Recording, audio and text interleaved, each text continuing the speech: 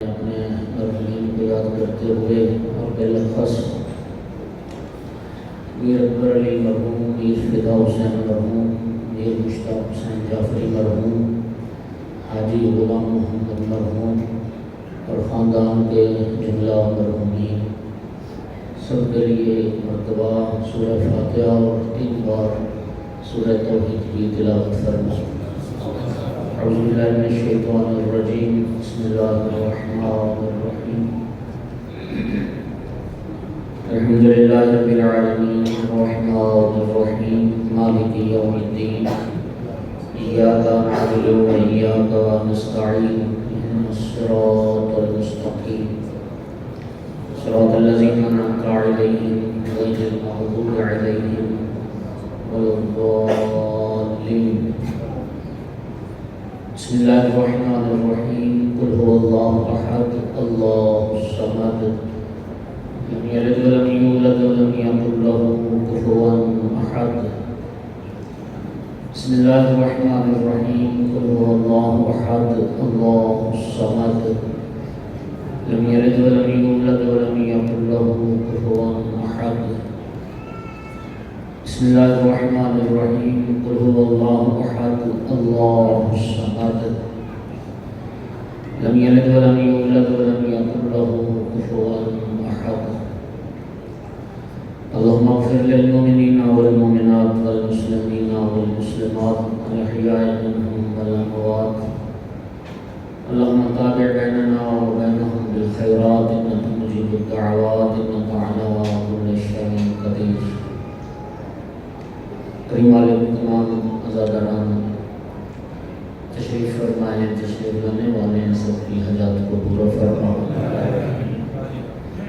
کریم اللہ عزاداری کی، عزاداروں کی حفاظت فرما۔ زائرین امام حسین علیہ السلام کے سفر زیارت کو بے خطر فرما۔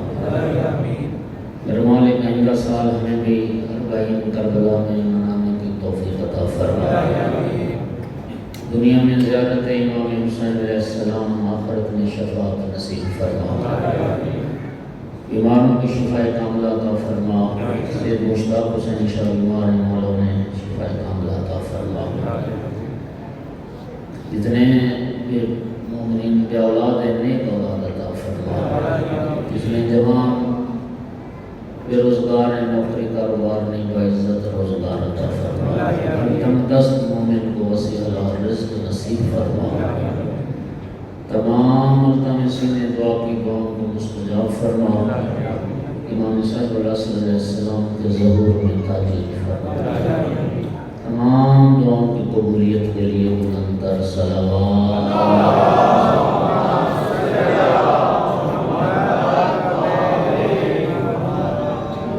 وارث زا یوسف زہرا امام صاحب علیہ السلام کے ظہور میں تعجیل کے لیے بھی بلند تر صلوات۔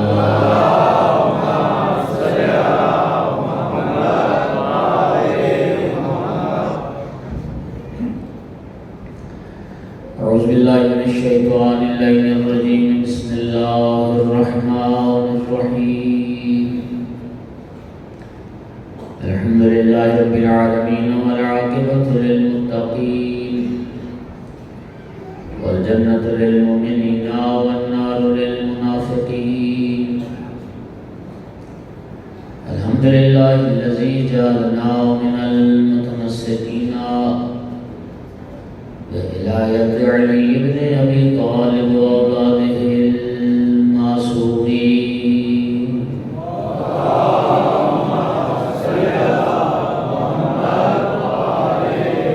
الحمد للہ الذی جعلنا من الباقین علی سید الشہداء واولاده واصحابہ المظلومین، الصلاۃ والسلام والتحیۃ والاکرام علی رسولہ الکریم شفیع المذنبین وانیس الغریبین ورحمۃ للعالمین، اعنی علق المؤید الرسول المصدق المحمود الاحمد المصطفى الامجد والقاسم محمد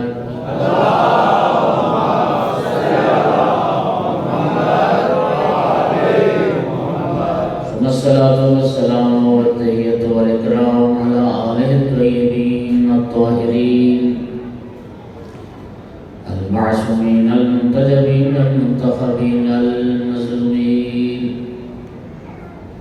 واللعنة الدائمة على أعدائهم الملعونين يوم عداوتهم إلى قيام يوم الدين وبعد يوم الدين أما بعد وقال سبحانه وتعالى في كتابه المجيد بسم الله الرحمن الرحيم إن الدين عند الله الإسلام صلوات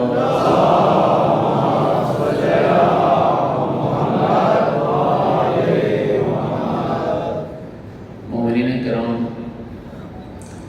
خالق بشر نے اپنے بندوں کی دنیا اور آخرت کی صلاح و فلاح کے لیے ایک دین بنایا جسے اسلام کہتے ہیں۔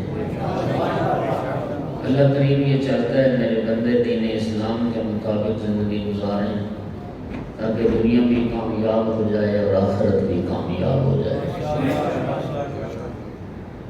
ایک مومنین عمل کا مرحلہ بعد میں ہوتا ہے، علم کا مرحلہ پہلے ہوتا ہے۔ علم ہوگا تو عمل ہوگا، علم نہیں ہوگا تو عمل کہاں سے ہوگا؟ اس لیے دو باتوں میں فرق کرنا بڑا ضروری ہے۔ ایک ہوتا ہے دیندار ہونا، ایک ہوتا ہے دین شناس ہونا۔ یہ دو الگ الگ باتیں ہیں۔ دیندار ہونا اور بعد ہے دین شناس ہونا۔ مثال کے ذریعے واضح کرتا ہوں، آج ایک غیر مسلم کو آپ کلمہ پڑھا لیتے ہیں اور جب وہ اقرار شہادتین کر لے گا تو دین میں داخل ہو جائے گا۔ اور آپ جانتے ہیں کہ نو مسلم کو دیندار ہی کہتے ہیں ہمارے معاشرے میں، کہ فلانا دیندار ہو گیا ہے۔ میرا سوال یہ ہے کہ ایک ہندو جو آج کلمہ پڑھ کے دین میں داخل ہوا، کیا کلمہ پڑھ لینے سے وہ اصول دین، فروع دین، اخلاقیات، ان چیزوں کا عالم بھی ہو گیا؟ اللہ آپ کو جزائے خیر دے۔ آپ نے ٹھیک فرمایا، اس لیے کہ کلمہ صرف کفر اور شرک کی نجاست کو دور کرتا ہے، کلمہ جہالت کو دور نہیں کرتا۔ کلمہ پڑھنے سے جہالت دور ہونا ہوتی، کوئی کلمہ کو جاہل نہ ہوتا۔ تو سامعین گرامی، لہذا دین پر عمل تب ہوگا جب انسان دین شناس بنے گا۔ اور آپ جانتے ہیں کہ محمد و آل محمد علیہ السلام نے دین شناسی پر زور دیا ہے۔ چھڑے امام کی حدیث ہے الکمال کل الکمال التفقہ فی الدین۔ یعنی میں یہ سمجھتا ہوں کہ ہر بندہ کمال کسے سمجھتا ہے، زاویہ نگاہ مختلف ہو سکتا ہے، لیکن چھٹے امام نے فرمایا کہ سب سے بڑا کمال، حقیقی کمال یہ ہے انسان کے لیے کہ وہ دین شناس ہو جائے۔ اور نبی کریم صلی اللہ علیہ وآلہ وسلم نے ارشاد فرمایا کہ اذا اراد اللہ بعبد خیرا فقہہ فی الدین۔ اللہ جب کسی بندے کے ساتھ بھلائی کا ارادہ کرتا ہے، اسے دین کی سوجھ بوجھ عطا کرتا ہے، اسے فہم دین عطا کرتا ہے۔ لہذا دین سیکھنا بہت ضروری ہے۔ اور دنیا کا کوئی علم و ہنر مختلف شعبۂ حیات سے وابستہ افراد تشریف فرمائیں، دنیا کا کوئی علم و ہنر اگر سیکھے بغیر نہیں آتا تو دین بھی سیکھے بغیر دین بھی سیکھنا پڑتا ہے، دین کے لیے بھی وقت نکالنا پڑتا ہے۔ نبی کریم صلی اللہ علیہ وآلہ وسلم نے جزیرۃ العرب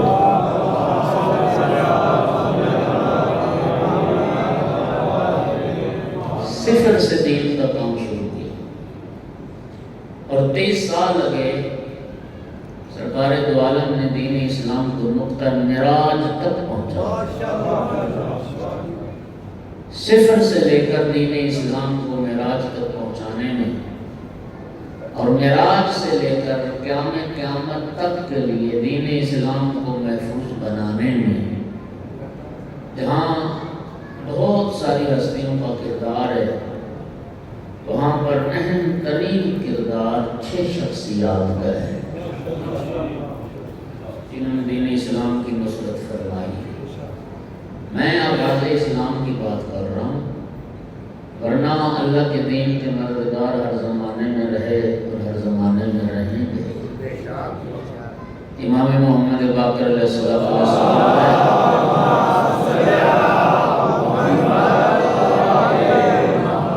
جناب محمد ابن مسلم ثقفی کو ایک دعا تعلیم فرمائی۔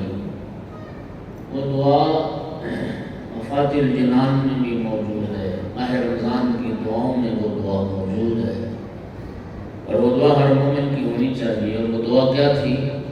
اللہم اجعلنی ممن تنتصر بہ لدینک ولا تستبدل بغیری۔ میرا اللہ مجھے اپنے دین کے مددگاروں میں سے بنا، اور میرا اللہ مجھے نصرت دین کے شرف سے محروم کر کے کسی اور کو میری جگہ منتخب نہ فرما۔ اس کا معنی ہوا کہ ناصر، اللہ کے دین کے ناصر ہر زمانے میں رہے ہیں، ہر زمانے میں رہیں گے۔ اگر یہ شرف میرے حصے میں نہ آیا تو کوئی اور اللہ منتخب کر لے گا جس سے دین کا کام لے گا۔ جی دعا یہ ہو کہ اللہ ہمیں اور ہماری نسلوں کو دین کا ناصر بنائے۔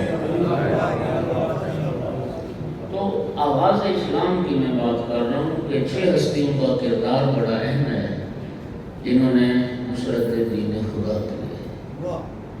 ان 6 ہستیوں میں 3 مرد ہیں، 3 مستورات ہیں۔ ایک مرد اور مستور نے مکہ میں اللہ کے دین کی نصرت فرمائی، ایک مرد اور مستور نے مدینہ میں اللہ کے دین کی نصرت فرمائی، ایک مرد اور مستور نے کربلا میں اللہ کے دین کی نصرت فرمائی۔ جس مرد نے مکہ میں اللہ کے دین کی نصرت فرمائی، اسی کے بیٹے نے مدینہ میں اللہ کے دین کی نصرت فرمائی، اور جس ہستی نے مدینہ میں اللہ کے دین کی نصرت فرمائی، اسی کے بیٹے نے کربلا میں اللہ کے دین کی نصرت فرمائی۔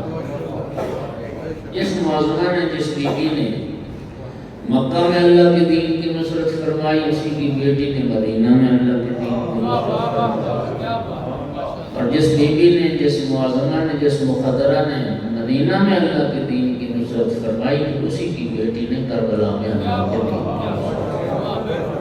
محمد و آل محمد صلوات۔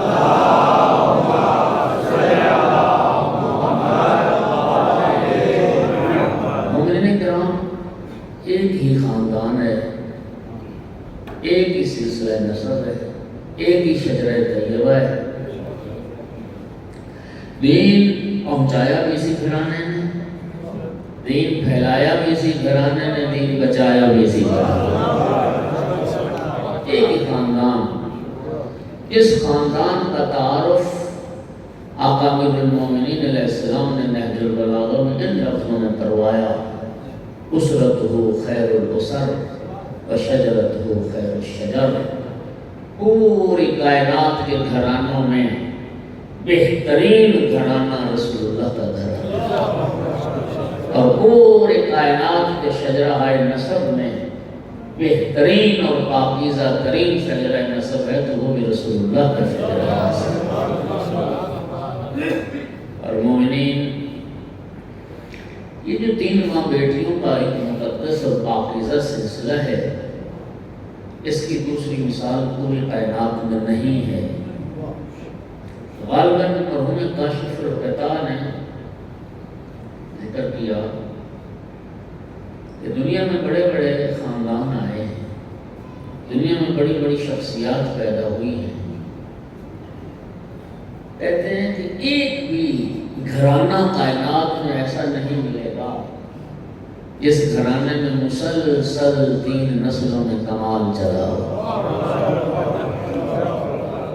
یعنی ایک شخص کسی عزت عظمت شہرت کی بلندی پر پہنچا ہو، پھر اس کے بیٹے نے بھی اتنی ہی شہرت، اتنا ہی مقام و مرتبہ پایا ہو، اور پھر اس کے پوتے نے بھی تیسری نسل میں جا کے اتنی ہی عزت کمائی ہو، اتنا ہی مقام پایا ہو، اور ایسی شہرت پائی ہو کہ پھر اس کو اپنے تعارف میں باپ کا سہارا نہ لینا پڑا۔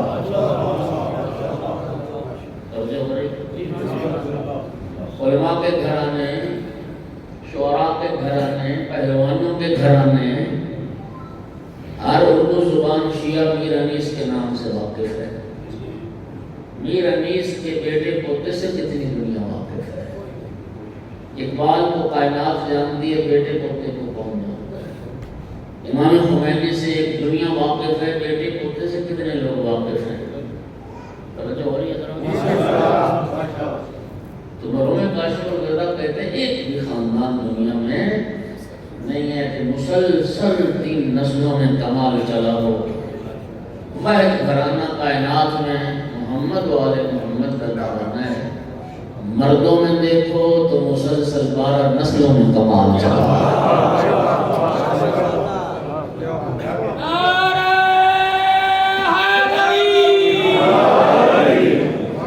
اور اس گھرانے کی اگر مستورات میں بھی دیکھو تو مسلسل 3 نسلوں میں کمال چلا ہے۔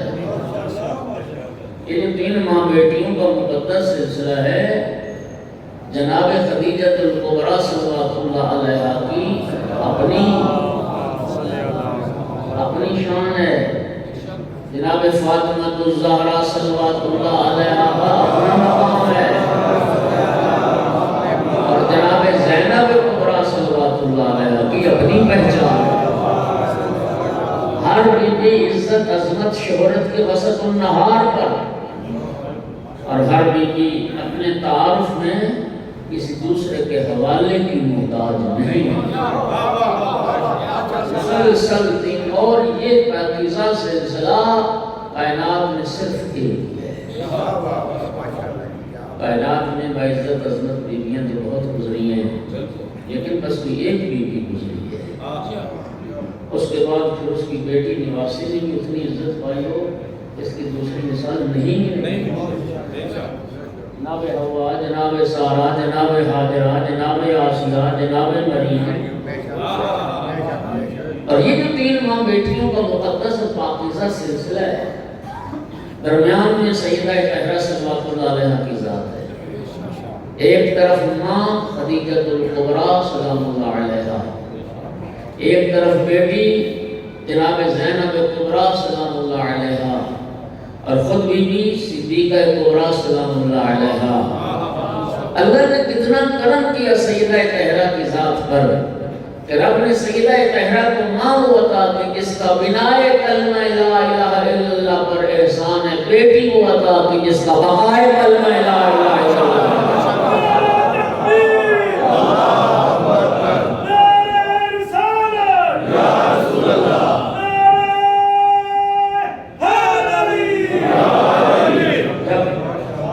جب مکہ میں اسلام کی بنیاد رکھی جا رہی تھی، جناب خدیجہ الکبریٰ سلام اللہ علیہا کا ایثار تھا، اور جب کربلا میں اسلام بچایا جا رہا تھا، جناب زینب کبریٰ صلوات اللہ علیہا کا کردار تھا۔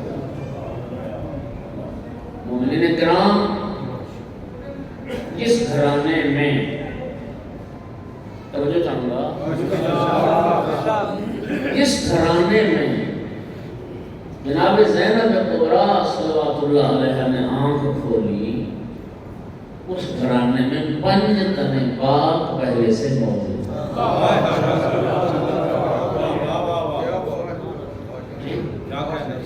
5 تن پاک پہلے سے موجود ہیں، اور میری آقا زادی کا ہر رشتہ سردار ہے۔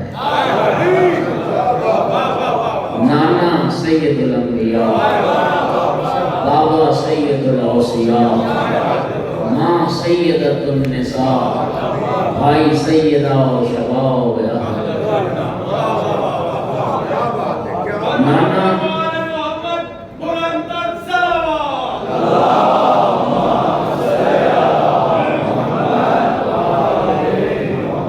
نانا انبیاء کا سردار، بابا اوصیاء کا سردار، مردوں کی سردار اور بھائی جوانان جنت کے سردار. یہ شرف ہے میری آقا زادی کا کہ جس بیوی کو 5 تن پاک کی آغوش تربیت نصیب ہوئی، اس بیوی کو 5 تن پاک نے پالا ہے، اور 5 تن میں سے ہر ہستی قرآن ناطق، رسول اللہ قرآن ناطق،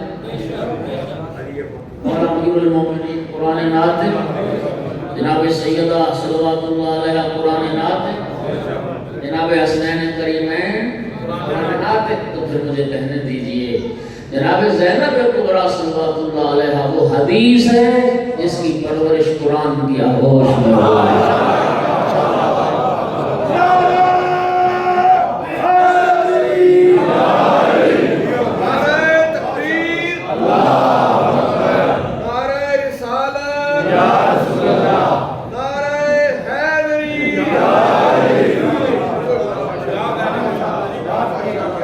دین عند اللہ اسلام، اللہ کا دین پسندیدہ وہ اسلام ہے. وَمَن يَبْتَغِ غَيْرَ الْإِسْلَامِ دِينًا فَلَن يُقْبَلَ مِنْهُ وَهُوَ فِي الْآخِرَةِ مِنَ الْخَاسِرِينَ.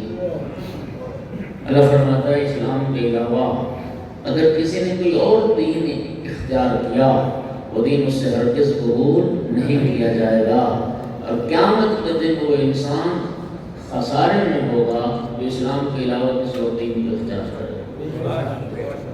اچھا، اب 2 سوال ہیں اور ان کا جواب تلاش کرتے ہیں. سامعین گرامی، جتنے انبیاء بھی تشریف لائے اصل سے اللہ نے اسی دین اسلام کو پسند کرنا ہے. سب انبیاء دین اسلام کے ہی پیغمبر تھے. 1,24,000 شہرت ایسے ہی ہے. نبی کے بعد نبی آتا رہا، رسول کے بعد رسول آتا رہا، صحیفے کے بعد صحیفہ، کتاب کے بعد کتاب، شریعت کے بعد شریعت. لیکن جب ہمارے نبی تشریف لائے سرکار دو عالم کے بعد پھر خاتم النبیین کی نس آ گئی، سلسلہ انبیاء کے ختم کرنے والے قرار پائے، اور آقا نے فرما دیا انا خاتم النبیین لا نبی بعدی، میں سلسلہ انبیاء کے ختم کرنے والا ہوں اور میرے بعد کوئی نبی نہیں آیا. سوال یہ ہے کہ جب اس پورے عرض پر انسانوں کی تعداد بہت تھوڑی تھی، اس وقت تو تسلسل سے نبی آ رہے تھے. 1400 سال سے زیادہ عرصہ تو ہمارے نبی کو آئے ہوئے بھی ہو گیا. آج انسان اربوں میں پہنچ کی تعداد انسان قیامت تک کا زمانہ پڑا ہے، نہ جانے کتنی بڑی آبادی بڑھ جائے گی اس پورے عرض پر. تو سوال تو آتا ہے نا ذہن میں کہ جب لوگ تھوڑے تھے اس وقت تو تسلسل سے نبی آ رہے تھے، اور قیامت تک انسانوں کی تعداد بڑھتی جائے گی، سرکار کے بعد نبی کوئی نہیں آئے گا. 2 سوال ہیں. پہلے نبی کیوں آ رہے تھے؟ دوسرا سوال سرکار کے بعد نبی کیوں نہیں آئے گا؟ ان 2 سوالوں کا جواب تلاش کرتے ہیں. تو سامعین گرامی آپ سوچئے، جو میں نے سوچا وہ مجھ سے سنیے. پہلے اس لیے تسلسل سے نبی آ رہے تھے کہ دین ابھی مکمل نہیں ہوا تھا، دین ارتقائی منزلیں طے کر رہا تھا، دین تکامل کی طرف جا رہا تھا. اس لیے نبی کے بعد نبی کی ضرورت تھی، صحیفے کے بعد صحیفے کی ضرورت تھی. لیکن سرکار دو عالم صلی اللہ علیہ وآلہ وسلم کی حیات مبارکہ کے آخری سال 10 ہجری میں 18 ذی الحج کو جب اللہ کے حکم سے اپنے بھائی کی ولایت کا اعلان فرما دیا، تب یہ نص آ گئی الیوم اکملت لکم دینکم، آج میں نے دین کو مکمل کر دیا. توجہ ہوگی حضرات؟ پہلے دین مکمل نہیں تھا، اس لیے نبی کے بعد نبی کی ضرورت تھی. سرکار کے بعد دین مکمل ہو گیا، لہذا باب نبوت بھی سرکار کے بعد بند ہو گیا. اب نبی کوئی نہیں آئے گا. اچھا اب سوال یہ ہے پہلے نبی کیوں آ رہے تھے؟ اگلا سوال کہ اب نبی کیوں نہیں آئے گا؟ کیا انسان کو اب ہدایت کی ضرورت نہیں؟ انسان تو محتاج ہدایت پیدا ہوا ہے نا جی، ہدایت کی ضرورت تو ابھی بھی ہے، تو سرکار کے بعد نبی کیوں نہیں آئے گا اس کی وجہ سے سامنے گرامی نبوت کا باب بند ہوا، امامت کا دور شروع ہوا اور امیر المومنین کی ولایت کے اعلان کے ساتھ نبوت کا باب بند ہوا، ولایت کا امامت کا دور شروع ہو گیا۔ سامنے گرامی اللہ کی جزائے خیر سے رسمیے گا نبی اس لیے نہیں آئے گا کہ رسول اللہ کے بعد خداوند عالم نے امت اسلامیہ کو ایک ایسا ہادی اور ایک ایسا راہبر عطا کر دیا۔ پہلے کتنے نبی آئے؟ 1,20,000۔ رسول اللہ کے بعد نبی کوئی اس لیے نہیں آئے گا کہ اللہ نے ایک ایسا ہادی، ایسا راہبر، ایسا امام امت کو عطا کر دیا جو اکیلا 1.25 لاکھ انبیاء کے کمالات کا وارث ہے۔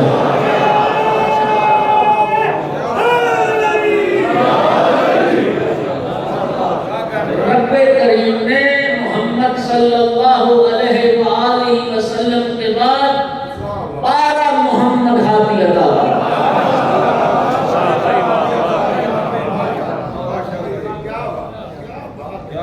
غدیر میں آ کر دین مکمل ہوا، غدیر میں آ کر دین مکمل ہوا، محفوظ نہیں۔ دین محفوظ ہوا کربلا میں آ کر، اور کربلا میں آ کر دین کے ہو گئے 2 حصے، ایک دین کا ماضی، ایک دین کا مستقبل۔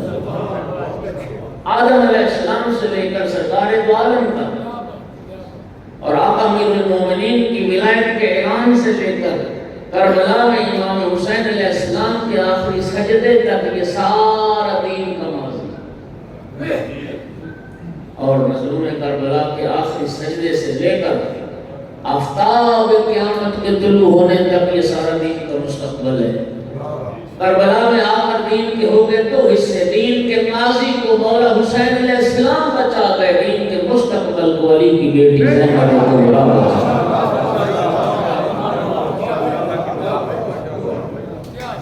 کیا کسی فارسی شاعر نے کہا تھا، کربلا در کربلا می ماند اگر زینب نبود۔ کربلا در ایک زار میں دفن ہو جاتی ہے اگر زینب کبریٰ سلام اللہ علیہ۔ 5 تن پاک کی آغوش تربیت اس بی بی کو نصیب ہوئی۔ اس ہستی کو 5 تن پاک نے پالا۔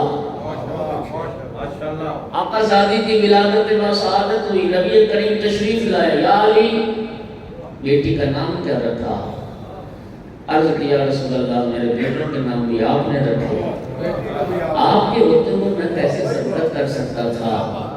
سرکار نے فرمایا یا علی بیٹوں کے نام میں نے تو نہیں رکھے، بیٹوں کے نام تو اللہ نے رکھے، آگے ہوتے ہوئے میں کیسے سبقت کر سکتا ہوں؟ جبرائیل حاضر خدمت ہو گئے، رب کی طرف سے ہدیہ درود و سلام، ہدیہ تبریک کے بعد یہ پیغام لایا، یا رسول اللہ اللہ فرما رہا ہے لوح محفوظ پر اس بچی کا نام زینب رکھا ہے۔ زینب، اس بچی کا نام زینب رکھا ہے، وہی خدا کے مطابق نام مبارک زینب رکھا گیا۔ اور یہ عزت زینب کی وجہ تسمیہ بتائی گئی آخری سے، اور میں عرض کرتا ہوں یہ عزت و عظمت کے نمونے صرف رسول اللہ کے گھرانے میں نظر آئے گئے۔ خداوند عالم نے اپنے محبوب کو ایسی باعزت عظمت بیٹی عطا فرمائی کہ سرکار نے فرمایا فاطمہ تو ام ابیہا، فاطمہ اپنے باپ کی بھی ماں ہے، ام ہے، اور اللہ نے مولا علی علیہ السلام کو ایسی باعزت و عظمت بیٹی عطا فرمائی کہ سرکار نے فرمایا یہ زینب ابیہا، یہ بچی اپنے باپ علی کی زینت ہے۔ نہیں میں جملہ بدل کے کہتا ہوں، جناب سیدہ طاہرہ جناب فاطمہ الزہرا صلوات اللہ علیہا کی عظمت یہ ہے کہ اپنے محمد رسول اللہ جیسے باپ کی بھی ماں ہے، اور جناب زینب کبریٰ صلوات اللہ علیہا کی عظمت یہ ہے کہ اپنے باپ علی ولی اللہ جیسے باپ کے لیے بھی زینت بن کے آئی۔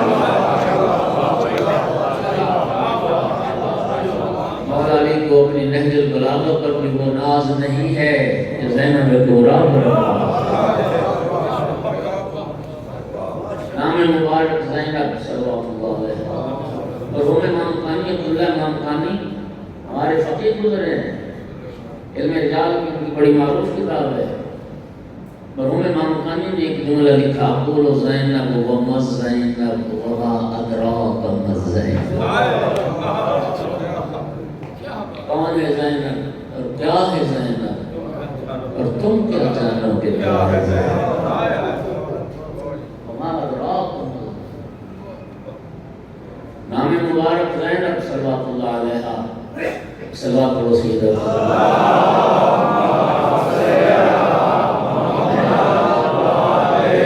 لیکن آقا زادی کے القاب تو بہت سارے القاب ہیں۔ ان القاب میں ایک معروف لقب ثانی زہرا۔ اللہ دارو سننا، میں کہتا ہوں اس آقا زادی کی عظمت کے لیے صرف یہ ایک لفظ ہی کافی ہے کہ یہ ثانی زہرا۔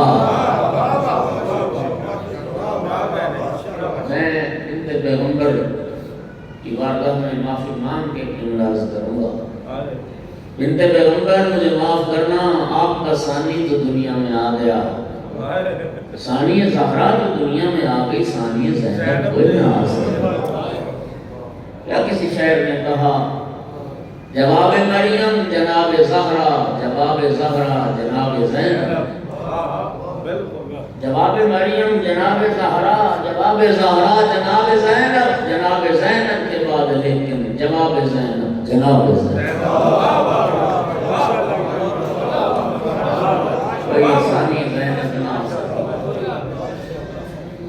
اور بی بی کے القاب میں ایک لقب عقیلۃ القریش، عقیلہ بنی ہاشم۔ تو جیسا علماء کرام تشریف فرمائیں، قبلہ مختار شاہ صاحب تشریف فرمائیں، ڈاکٹر عابد جعفری صاحب تشریف فرمائیں، اور سارے علم علماء دوست لوگ بیٹھے ہو، کون سی بات آپ کے لیے نہیں ہے؟ قوم شیعہ کا بچہ تو ماں کی شکم میں ہوتا ہے جب سے مظلوم کربلا کی مجالس میں آنا شروع کرتا ہے۔ آپ کی زندگیاں گزر گئی یہ ذکر سنتے سنتے۔ مومنین کرام، رسول اللہ کے گھرانے سے پڑھ کر کائنات میں کوئی اور صاحب عقل و فہم گھرانہ نہیں۔ آپ مجھے بتائیے جس گھرانے میں رسول اللہ ہیں، بنی ہاشم، جس گھرانے میں ائمہ معصومین رہتے ہیں، اس گھرانے میں جناب صدیقہ کبریٰ عصمت کبریٰ رہتی ہے، وہ سارے بنی ہاشم کے گھرانے کی عقیلہ کا لقب ہے۔ عقیلہ بنی ہاشم۔ اور سامنے گرامی، 5 یا 6 سال کی عمر مبارک تھی جب اپنی صدیقہ کبریٰ ماں کے ساتھ گئی تھی مسجد میں، جب بنت پیغمبر نے خطبہ فتح پڑھا تھا۔ 5 یا 6 سال کی عمر مبارک میں اس مفصل، اس مبسوط، اس طویل خطبے کو اپنی صدیقہ کبریٰ ماں کی زبان سے سننا، اس فصاحت و بلاغت کے مرقع کو سننا، جس خطبہ کے الفاظ کے معانی حل کرنے کے لیے علماء کے بورڈ تشکیل پاتے ہیں، جس خطبہ فتح کی شرحیں لکھی گئی اور لکھی جا رہی ہیں۔ 5 یا 6 سال کی عمر مبارک میں وہ خطبہ سنا، حفظ کیا اور ابن عباس کے لیے نقل کیا۔ اور ابن عباس نے جہاں وہ خطبہ نقل کیا تو ان لفظوں سے نقل کیا، ان عقیلتنا، میں اپنے خاندان کی عقیلہ سے یہ خطبہ نقل کرتا ہوں۔ آیت اللہ جوابی عملی میں کوئی خوبصورت بات ہو، وہ فرماتے ہیں نہج البلاغہ کا نام سنتے رہتے ہو، نہج البلاغہ سے آشنا ہو، امیر المومنین علیہ السلام کے خطبات کا تذکرہ سنتے ہو۔ انہوں نے فرمایا یہ جو مولا امیر المومنین کے خطبات ہیں، یہ خطبہ فتح کے کم از کم 25 سال کے بعد کے خطبے ہیں۔ جناب سیدہ طاہرہ صلوات اللہ علیہا نے ان خطبات سے 25 سال پہلے خطبہ دیا اور انہوں نے ایک جملہ فرمایا کہ آپ یوں سمجھیں کہ نہج البلاغہ کے خطبات شرح ہے اس خطبہ صدق کی جو بنت پیغمبر نے پڑھا۔ بی بی کا لقب عقیلہ ہے، عاقلہ نہیں، حالانکہ عاقلہ بھی عقل مند مذکور کو ہی کہتے ہیں، لیکن دیکھیے عربی بڑی وسیع زبان ہے۔ سچی بات یہ ہے کہ عربی کے ہر لفظ کا اردو میں معنی نہیں ہے۔ اس طرح مولا امیر المومنین کا لقب ناصر نہیں نصیر ہے۔ یہ اردو کی کوتاہی ہے نا، ناصر کا معنی بھی مددگار کرتے ہیں، نصیر کا معنی بھی مددگار کرتے ہیں۔ جس طرح آقا امیر المومنین کا نام مبارک علی ہے، عالی نہیں۔ ہم علی کا معنی بھی بلند کرتے ہیں، علی کا معنی بھی بلند۔ اور جس طرح اللہ رب العزت کے جو صفاتی نام ہیں، اللہ قادر نہیں قدیر ہے، اللہ عالم نہیں علیم ہے۔ یہ علیم قدیر نصیر علیم یہ فعیل کے وزن پر آتے ہیں اور یہ صفت مشبہ کا صفت ہے۔ اور ناصر قادر عالم عاقل یہ اس میں فاعل کا وزن ہے، فاعل کے وزن پر۔ اس میں فاعل اور صفت مشبہ میں فرق ہے۔ صفت مشبہ ثبوت پر دلالت کرتی ہے، اس میں فاعل حدوث پر دلالت کرتا ہے۔ اب یہ حدوث ثبوت سب کے شاید مطلب کی بات نہیں، اس لیے آپ نے لطف نہیں لیا، لیکن جب میں معنی کروں گا نا بچہ بھی سمجھے گا اس میں فاعل اور صفت مشبہ کے معنی میں کیا فرق ہے کیا سر؟ اللہ کے ساتھ قادر نہیں قدیر ہے۔ قادر کسے کہتے ہیں؟ کبھی قدرت ہو کبھی نہ ہو۔ بچہ پیدا ہوا قادر تھا، جوانی میں قدرت آ گئی، بڑھاپے میں پہنچا، عصا کے بغیر چل بھی نہیں سکتا، پھر قدرت چلی گئی۔ قادر اسے کہتے ہیں کبھی قدرت ہو کبھی قدرت نہ ہو، لیکن قدیر اسے کہتے ہیں جو ازل سے ابد تک صاحب قدرت ہو۔ بچہ پیدا ہوا عالم تھا جاہل تھا، پھر علم حاصل کیا عالم ہو گیا، بڑھاپے کو پہنچا یادداشت ختم علم پھر رخصت ہو۔ عالم اسے کہتے ہیں کبھی علم ہو کبھی علم نہ ہو، علیم اسے کہتے ہیں ازل سے ابد تک صاحب علم ہو۔ ناصر اسے کہتے ہیں کبھی مدد کرے کبھی نہ کرے، نصیر اسے کہتے ہیں ہر حال میں مددگار ہو۔ علی اسے کہتے ہیں کبھی بلند ہو کبھی پست ہو، لیکن علی اسے کہتے ہیں جو ہر حال میں بلند ہو۔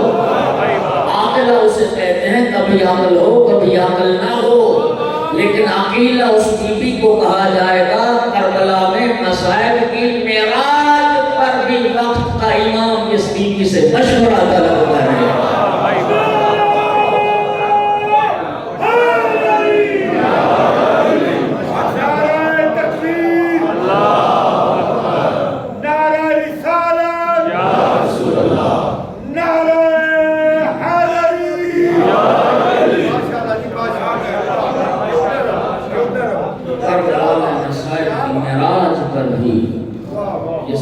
جس کا ساتھ نہ چھوڑے، وہ جانتا میں نے دیکھا دنیا میں بیٹا مر گیا ماں پاگل ہو گئی، بیٹا مر گیا باپ کا دماغ بھی جاتا رہا ہے یا نہیں؟ کربلا میں مصائب کی معراج پر بھی وقت کا امام اس بیوی سے مشورہ کرا۔ عقیلہ بنی ہاشم، امام حسین علیہ السلام بھی اپنی اس بہن سے مشورہ کرتے تھے، امام سجاد علیہ السلام بھی اپنی اس پھوپھی سے مشورہ کرتے تھے، اور امام محمد باقر علیہ السلام بھی اپنی اس دادی سے مشورہ کرتے تھے۔ عالمہ غیر معلمہ، عالمہ غیر لقب کس نے عطا کیا؟ امام وقت نے عطا کیا۔ یا امتی انت بحمد اللہ عالمۃ غیر معلمہ، یہ ماں آپ تو بفضل خدا عالم غیر معلمہ ہے۔ ایک لقب بی بی کا عابدہ اول علی، عابدہ اول علی۔ اور مومنین یہ عزت عظمت کے نمونے بھی رسول اللہ کے گھرانے میں نظر آئیں گے۔ میرے مطالعے میں پیغمبر کے گھرانے میں دو بیویاں ایسی ہیں جو اپنے بابا کے لہجے میں کلام کرتی تھی۔ ایک بنت پیغمبر صلوات اللہ علیہ سیدہ طاہرہ بابا کے لہجے میں کلام کرتی تھی۔ ام المومنین حضرت عائشہ سے روایت ہے، ما رأيت أحدا أشبه برسول الله كلاما وحديثا من فاطمة الزهراء۔ گفتگو اور بات کرنے میں رسول اللہ سے سب سے زیادہ مشابہ رسول کی بیٹی تھی، اور جناب سیدہ سے بڑھ کر میں نے گفتگو میں رسول اللہ کے ساتھ کسی کو مشابہ نہیں پایا۔ اور جتنے لوگوں نے خطبہ صدق نقل کیا، دو چیزوں میں سیدہ اپنے بابا کے کام میں شبیہ تھی۔ ایک مشیت واقع مشیت رسول اللہ، بی بی پاک صلوات اللہ علیہ کے چلنے کا انداز رسول اللہ کی طرح تھا، اور دوسرا وہ منطقہ کا منطق ابیہا، جنہوں نے خطبہ صدق نقل کیا، بی بی پاک صلوات اللہ علیہ کے بولنے کا انداز لب و لہجہ بھی اپنے بابا رسول اللہ جیسا۔ اور دوسری بیٹی اللہ نے مولا علیہ السلام کو عطا کی جو اپنے بابا کے لہجے میں کلام کرتی ہے۔ اور سنو، اللہ کی اس پوری کائنات میں صرف دو ہستیاں ہیں جو مولا علی کے لہجے کی وارث ہیں، مولا علی کے لہجے کی مالک ہیں۔ عرش پر اللہ علی کے لہجے میں کلام کرتا ہے، فرش پر زینب کبریٰ علی کے لہجے۔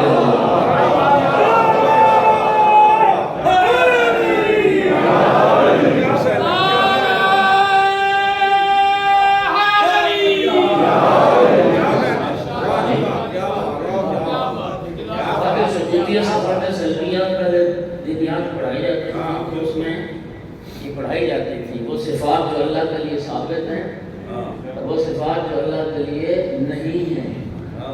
تو صفات ثبوتیہ میں ایک سے کیا پڑھتے تھے کہ اللہ متکلم ہے۔ اللہ کے متکلم کا معنی کیا ہے؟ زبان رکھتا ہے، اللہ کا گلا ہے، حلق ہے، ہونٹ ہے۔ اللہ متکلم ہے یعنی کلام کو ایجاد کرتا ہے۔ اللہ کلام کا موجد ہے، بغیر زبان کے کلام کرتا ہے، بغیر کانوں کے سنتا ہے، بغیر آنکھوں کے دیکھتا ہے۔ وہ محتاج نہیں ہے آلات کا۔ حضرت موسیٰ علیہ السلام کوئی دور پہ جاتے تھے تو درخت سے آواز اللہ ایجاد کرتا تھا۔ جب آواز جو ہوگی تو کوئی اس آواز کا لہجہ بھی تو ہوگا نا۔ سیما داری صلوہ کی موجودگی میں عرض کرنا، آپ حدیث معراج کو پڑھیں۔ نبی کریم صلی اللہ علیہ وآلہ وسلم شب معراج جب عرش پر پہنچے اور رب سے جب کلام شروع ہوئی تو لہجہ مولا امیر المومنین علی بن ابی طالب کا۔ اور آپ حیران ہو جائیں گے کہ اہل سنت عالم دین نے بھی عبداللہ ابن عمر سے اس روایت کو نقل کیا۔ انہوں نے بھی لکھا کہ مولا علی کے لہجے میں کلام ہوئی۔ لہجہ مولا امیر کا تھا۔ سرکار نے پوچھا یا رب انت ام علی، میرا رب تو ہے یا میرا بھائی علی ہے؟ ارشاد ہوا میں تیرا رب ہوں۔ لہجہ میرے بھائی علی کا۔ ارشاد ہوا محبوب میں نے ساری کائنات پر نظر دوڑائی، میں نے یہی دیکھا واحد علی ابن ابی طالب علیہ السلام ایک ہستی ہے جس کا لہجہ میرے محبوب کو محبوب ہے۔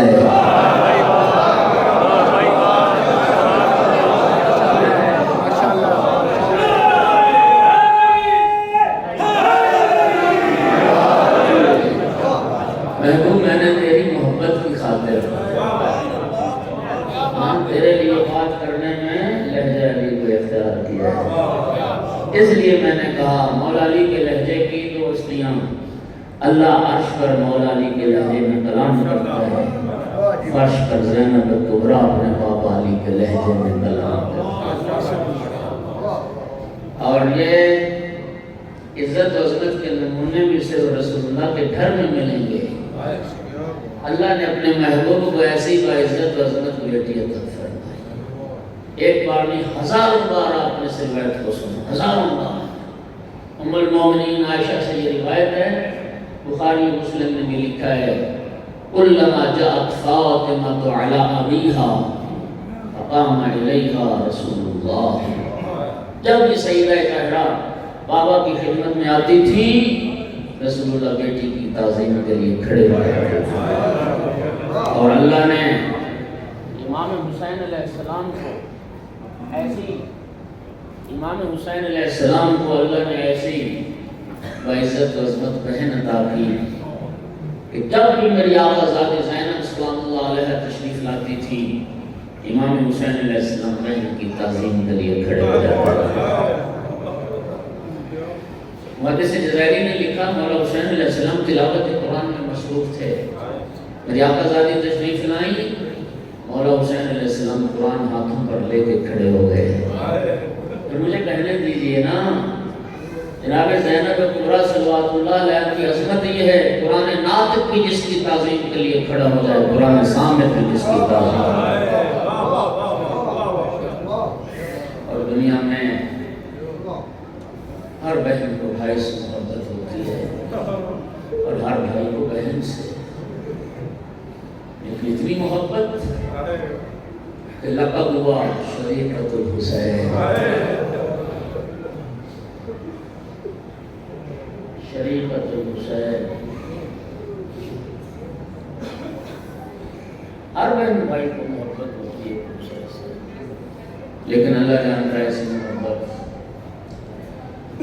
لکھا علماء نے, میں لفظوں کا ذمہ دار ہوں, جب بھی نماز کا وقت ہوتا تھا, جب بھی آل علی نماز کے لیے تیار ہوتی تھی, پہلے بھائی حسین کے چہرے کی زیارت کرتی تھی, پھر مصلی عبادت پر تشریف لاتی, پہلے صحابہ مقصود کی زیارت کرتی تھی. اور اسی محبت کے پیش نظر مولا امیر المومنین علیہ السلام نے جب اپنی لفظ جگر کا عقد پڑھا تھا جناب عبداللہ ابن جعفر طیار کے ساتھ, اپنے بھتیجے کے ساتھ, اس نکاح میں مولا امیر المومنین نے دو شرطیں رکھی تھی. پہلی شرط یہ تھی, عبداللہ میری بیٹی زینب کو ہر روز بھائی حسین سے ملنے کی اجازت ہو. پہلی شرط, ہر روز بھائی حسین سے ملنے کی اجازت ہوگی. اور دوسری شرط تھی, عبداللہ جب میرا بیٹا حسین سفر پہ جائے گا میری زینب بھی ساتھ جائے گی. تو میری بیٹی کو روکنے کا حق نہیں ہوگا تجھے.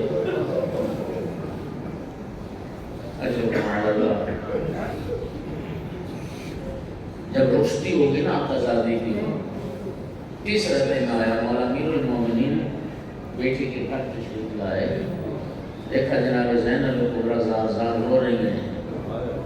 بیٹا کیا ہوا؟ بابا آج تیسرا دن ہے, بھائی حسین کی زیارت نہیں. خدا جانے پھر بھائی کے بعد زندہ کیسے رہے گا.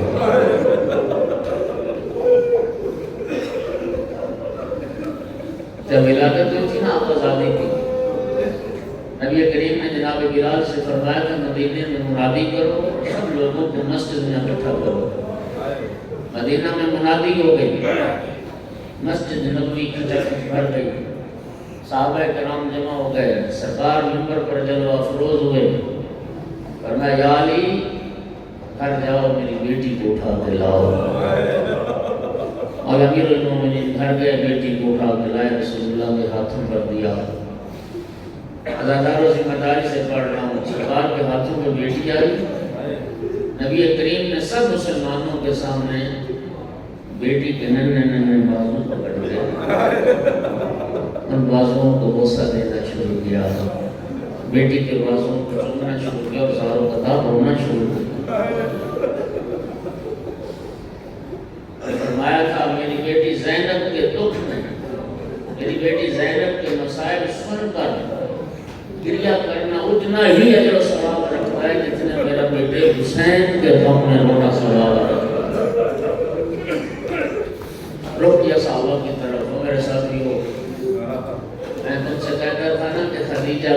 احسانات کو بھلا نہ دینا۔ اور تم پوچھتے تھے کہ ہم خدیجہ کے احسانات کا بدلہ کیسے دے سکتے ہیں؟ میں نے کہا تھا انتظار کرو، ایک وقت آنے والا ہے، انتظار کی گھڑیاں ختم ہو گئی۔ دیکھو یہ میری بیٹی حاضہ مسیل و خدیجہ، یہ میری بیٹی اپنی نانی خدیجہ کی مثل ہے، جس نے زینب کا حق ادا کر دیا اس نے خدیجہ کا حق ادا کر دیا، جس نے زینب کا حیا کیا اس نے خدیجہ کا حیا کیا۔ پھر سرکار نے ایک وصیت فرمائی، فرمایا میرے ساتھیوں صحابیوں مسلمانوں، میں تمہیں وصیت کر کے جا رہا ہوں، اور میری اس وصیت کو غائبین تک بھی پہنچانا۔ جو مسلمان آج مسجد میں موجود نہیں ہیں، یہ میری وصیت ان تک بھی پہنچانا، اور میری وصیت صرف اتنی ہے، میری زینب کا حیا کرنا، میری زینب کا احترام کرنا۔ اللہ کرو، میں جانتا ہوں آگے کی آنکھوں نے وضو کیوں کر لیا۔ آپ سوچ رہے ہوں گے کہ کس بی بی کے احترام کی وصیت کر کے رسول اللہ دنیا سے گئے۔ کائنات میں جتنا احترام اس بی بی کا ہوا ہوگا، اتنا احترام تو کائنات میں کسی اور مذکور کا نہ ہوا ہوگا۔ سنو گے عزادارو کتنا احترام ہوا۔ جس بی بی کا نام وحی خدا کے مطابق زینب رکھا گیا، دنیا ام المصائب کے نام سے جانا گیا۔ جس بی بی کا نام وحی خدا کے مطابق زینب رکھا گیا، دنیا محرومت المسرت کے نام سے جانا گیا۔ اور جس بی بی کا نام وحی خدا کے مطابق زینب رکھا گیا، دنیا کعبۃ الرضایا کے نام سے جانا گیا۔ یہ لقب ہے میری آقا ذاتی کا، کعبۃ الرضایا، دکھوں کا کعبہ۔ کعبہ جانتے ہو سارے مسلمان جس کا طواف کرتے ہیں، کربلا میں نبی کی بیٹی دکھوں کا کعبہ بن گئی تھی۔ سارے دکھ اور سارے مسائل جس بی بی کا طواف کر رہے ہیں۔ سرکار فرماتے تھے میری زینب کا حیا کرنا۔ مسلمانوں نے کیا حیا کیا؟ نبی زادی کے سر سے چادر اٹھا رسول زادی کے ہاتھوں میں نصر پھیرا۔ اگر رسول اللہ کیا حیا کیا؟ فرمایا تھا میری زینب کا احترام کرنا۔ بے حیاؤں نے تازیانے مارے، قیدی بنا کے کونچا با کونچا تیار کر دیا۔ یہی وجہ تھی جب موقع ملتا تھا یہی فرماتی تھی حیا کرو، میں تمہارے نبی کی بیٹی ہوں۔ کوفہ سے شام آ گئی، یزید کا دربار آ گیا۔ پھر وہ وقت آ گیا کہ یزید کے دربار میں آقا زادی نے خطبہ پڑھا۔ وقت نہیں رہا، زندگی باقی کبھی خطبہ سارا سناؤں گا، دو جملے سن لو۔ درد سنیے میری آقا زادی کا، ہم تو سنائے پروردگار کے بعد محمد و آل محمد اپنے نانا پر درود پڑھنے کے بعد یزید ملعون کو خطاب کر کے فرمایا من العدل یبن الطلقاء تخدیروں کا حرائرہ کا و امام و صوموں کا بنات رسول اللہ سبایا۔ اے ہمارے آزاد کردہ لوگوں کی اولاد، بتا کیا تیرا یہی عدل ہے؟ تیری کنیزیں پردے میں بیٹھے رسول کی بیٹیاں ڈرے سر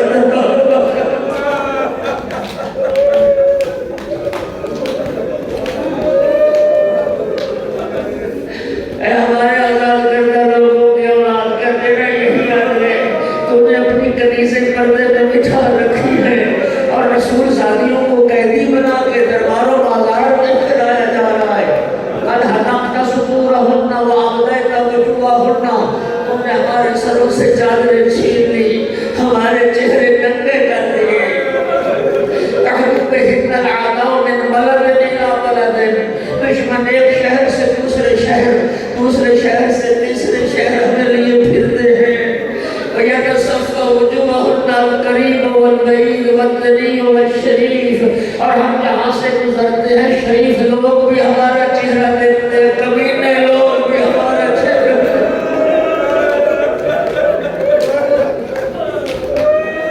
ہم جہاں سے گزرتے ہیں لوگ اشارے کر پوچھتے ہیں علی کی بڑی بیٹی کون سی ہے، علی کی چھوٹی بیٹی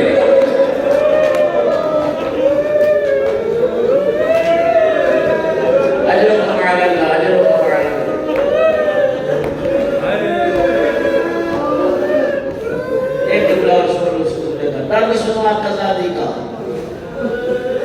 وَلَا اِنْتَرْنَتْ عَلَيَّ الدَّوَاحِ مُخَاطَبَتَ یزید سن یہ زمانے کا انقلاب ہے آج علی کی بیٹی تجھ سے بات کرنے پر مجبور ہو گئی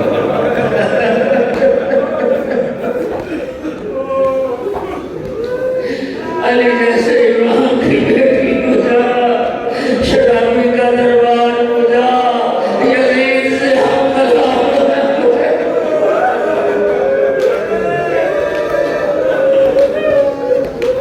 یہ خطبات تھے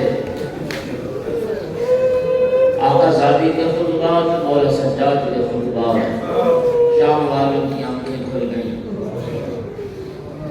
اختلاف ہے کہ کتنی قید تھی آل محمد کی لیکن بہرحال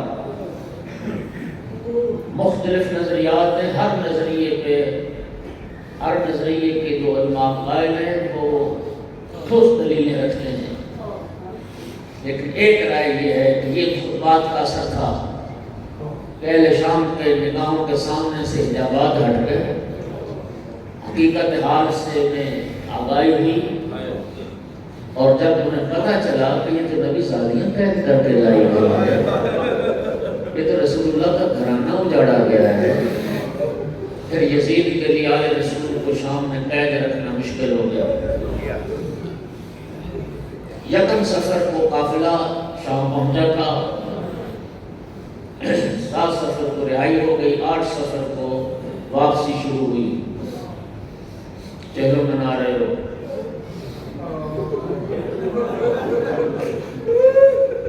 اور باقی موجود میں جملہ کہہ رہا ہوں کائنات میں نہ کسی نبی کا چہلو میں نہ کسی وسیع نبی کا چہلو میں نہ کسی امام کا چہلو میں صرف چہلو میں ہے تو حسین شہید کربلا کا چہلو میں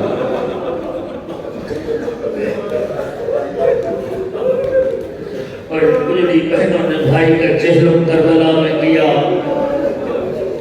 بشیر مہاری ملا قافلہ سید سجاد کا شام سے چلا 2 راہ پر پہنچا جہاں سے ایک راستہ مدینے کی طرف ایک کربلا کی طرف بشیر نے پوچھا آقا میرے لیے کیا حکم ہے کس راہ کو اختیار کروں مدینہ یا کربلا فرمایا یہ فیصلہ میں نہیں کروں گا میری ٹوٹی کرے گا امام سجاد نے نام کا ٹوٹی کے ناتا قریب کیا ٹوٹی ابا کیا حکم ہے مدینہ جانا ہے یا کربلا اس وقت فرمایا سجاد بیٹا تو جانتا ہے میں کہ بھائیوں کو بے گور و کفن لاشیں چھوڑ کر آئی تھی سجاد بیٹا پہلے کربلا جاؤں گی پتہ نہیں میرے بھائیوں کو کسی نے دفن بھی کیا یا نہیں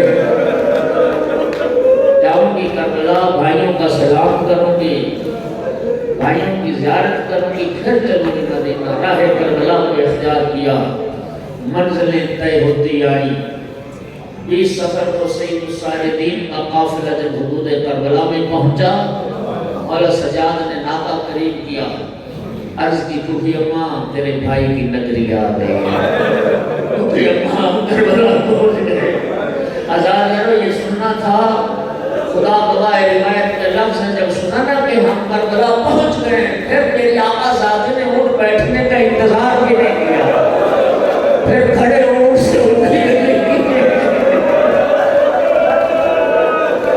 سیدھا بھائی کی قبر پہ السلام علیکہ یا ابا عبداللہ جملہ سن لو گے عبادت ہو جائے گی بھائی کی قبر پہ آگے کہتی بھیا دیکھ زینب زندہ واپس آ بھیا دیکھ بھیا میں شام فتح کر کے اجرکم علی اللہ اجرکم علی اللہ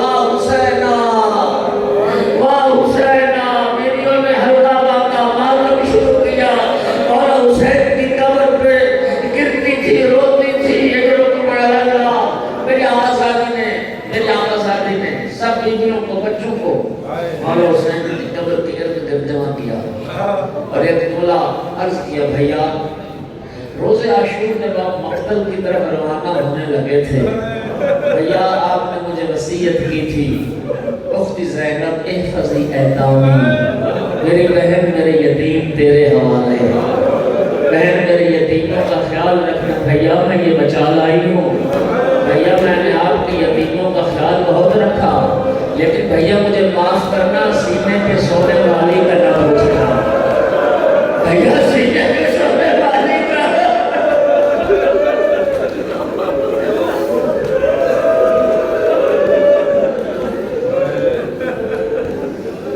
جابر بن عبداللہ انصاری 20 سفر کو کربلا پہنچے، امام سجاد کا قافلہ پہنچا۔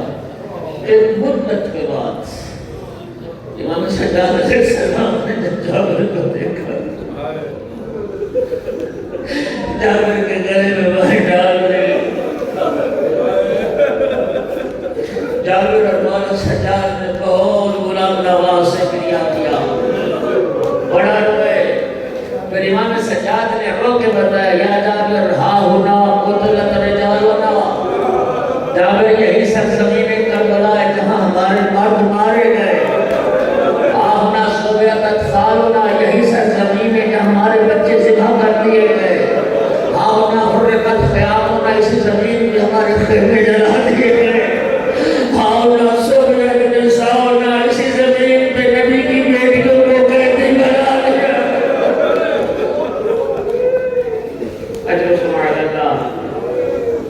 تین دن مولا سجاد نے کربلا میں قیام کیا ہے۔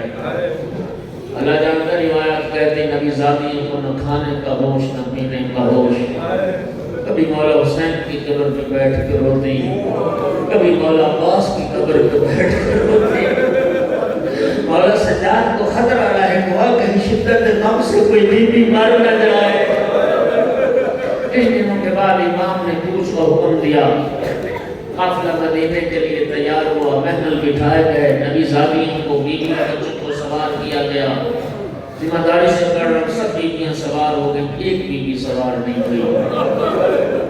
کون؟ علی اصغر کی ماں اور باپ، وارث کی قبر پہ بیٹھی رہی، تو آقا کی قبر پہ بیٹھی رہی۔ امام سجاد علیہ السلام قریب ہے، اماں سوار ہو جائے نا، قافلہ آپ کے انتظار میں، چلے مدینہ۔ رو کے فرمایا، سجاد بیٹا میرا مدینے میں کیا رہ گیا، سجاد بیٹا میرا مدینے میں کیا رہ گیا، بیٹی زندان شام میں سکتا، بیٹا خاک کربلا میں دفن ہو گیا، تیرے بابا خاک کربلا میں دفن۔ امام صادق علیہ السلام سے روایت فرماتے پورا 1 سال جناب جواب نے مجاوری کی امام حسین علیہ السلام کی قبر کی۔ عزاداروں بھی کیا کرتی تھی جب کوئی ظاہر